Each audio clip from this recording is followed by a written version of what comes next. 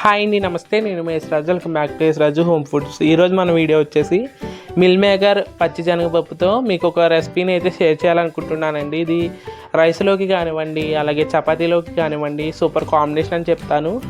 ఈ టేస్టీ రెసిపీని మీరు ఇంట్లో తప్పకుండా ట్రై చేయండి. మరి ఇంకెందుకు ఆలస్యం, వీడియోలోకి వెళ్ళిపోదాం పదండి.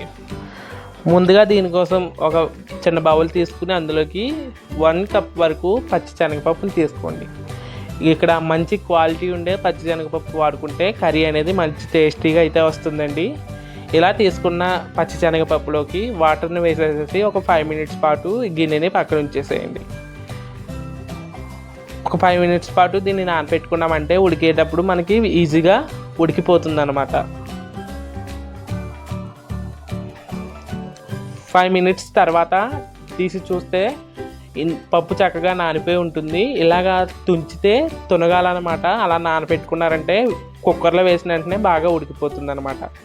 ఇలాగ నానిన పప్పుని ఒక కుక్కర్లో వేసేసేసి ఒక 2 సార్లు శుభ్రంగా వాష్ చేసేసి ఇందులోకి 1 కప్ వరకు వాటర్ వేయండి. వాటర్ వేసిన తర్వాత కుక్కర్ మూత పెట్టేసేసి విజిల్ పెట్టి ఒక 2 విజిల్స్ వచ్చే వరకు ఉడికించుకోవాలండి. పలుకుగా పప్పుని ఉడికించుకోవాలి. ఇది ఉడికే సమయంలో ఈ కర్రీకి మంచి టేస్టీ మసాలాని ప్రిపేర్ చేసుకుందామండి. దానికోసం ఒక రోల్ని తీసుకుని అందులోకి 1 కప్ వరకు ఉల్లిపాయ ముక్కలు వేసుకోండి. అలాగే ఒక 10 లవంగాలు, 2 లాలిక్కాయలు, అలాగే 2 ఇంచుల అల్లం, ఒక ఫుల్ ఎల్లుల్లిపాయని ఇలా తొక్కవలిచి వేసుకోండి. అలాగే 1 టీ స్పూన్ వరకు జీలకర్ర వేసి కచ్చా పచ్చాగా దంచుకోవాలన్నమాట. మీరు ఇది మిక్సీ జార్లో కూడా వేసుకోవచ్చు కదా అని అడగవచ్చు. కానీ ఈ కర్రీకి మెత్తగా రుబ్బే కంటే కూడా ఇలా కచ్చా పచ్చగా రుబ్బుకుంటే కర్రీ టేస్ట్ అనేది బాగుంటుంది. ఈ మసాలాని ఇలా ప్రిపేర్ చేసుకుని పక్కన ఉంచండి. నెక్స్ట్ ఒక గిన్నెని తీసుకోండి. అందులోకి ఒక 1 కప్ వరకు హాట్ వాటర్ని వేసుకోవాలి. ఇలా వేసుకున్న హాట్ వాటర్లోకి నేను ఇక్కడ శనగపప్పు ఎంతైతే తీసుకుంటున్నానో మిల్ మేకర్ కూడా అంతే తీసుకుంటున్నాను. 1 కప్ వరకు మిల్ మేకర్ తీసుకుని ఇందులోకి వేసేసేయండి.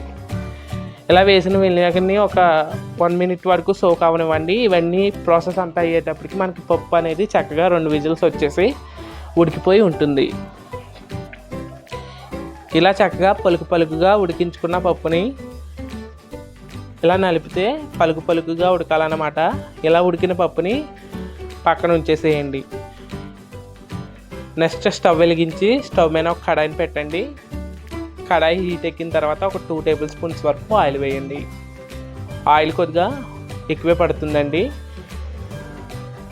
ఇలా వేసిన ఆయిల్లోకి ఆయిల్ బాగా కాగిన తర్వాత ఇందులోకి ఒక 2 రెమ్మల వరకు కరివేపాకుని వేయండి.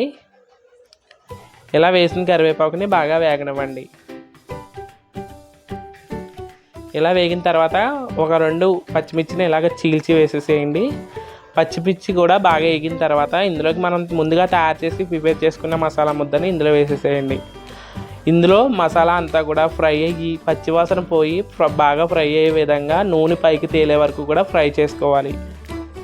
ఒక 2 మినిట్స్ పాటు ఈ మసాలాని అంతా ప్రిపేర్ చేసుకున్న తర్వాత మనం ముందుగా తయారు చేసి పెట్టుకున్న పప్పుని ఉడికించుకున్న పప్పుని ఇందులో వేసేసేసి బాగా మిక్స్ చేసేసేయండి.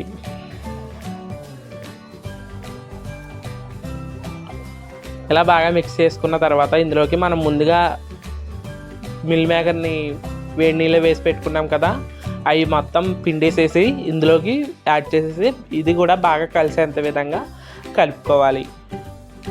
ఇలా కలుపుకున్న తర్వాత కూరకి స్పైసెస్ కోసం 2 టేబుల్ స్పూన్స్ వరకు కారాన్ని వేయండి. అలాగే 1/2 టీ స్పూన్ వరకు పసుపు వేయండి. అలాగే రుచికి సరిపడా సాల్ట్ని కూడా వేసేసేసి బాగా మిక్స్ చేసేసేయండి. ఈ కర్రీ మొత్తం కూడా లో టు మీడియం ఫ్లేమ్లో పెట్టుకుంటూ చేసుకోవాలండి. ఒకవేళ మీరు హై ఫ్లేమ్లో కనుక పెట్టేస్తే అడుగు అంటుకుపోయే ఛాన్స్ అనేది ఉంటుంది.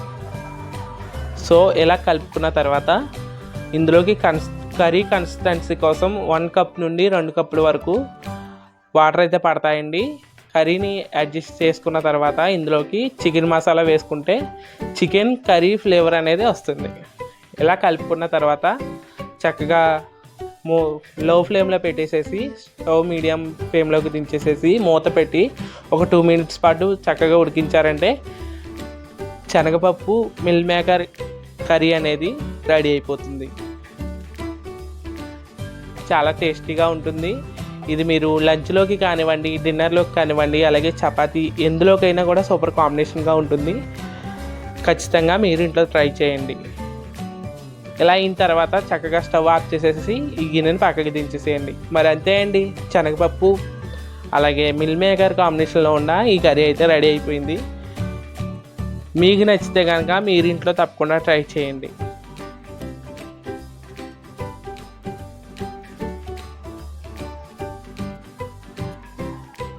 మరి ఈ వీడియో మీకు నచ్చినట్లయితే లైక్ చేయండి, షేర్ చేయండి. మరిన్ని వీడియోస్ కోసం యేసరాజు హోమ్ ఫుడ్ ఛానల్ని సబ్స్క్రైబ్ చేసుకోండి.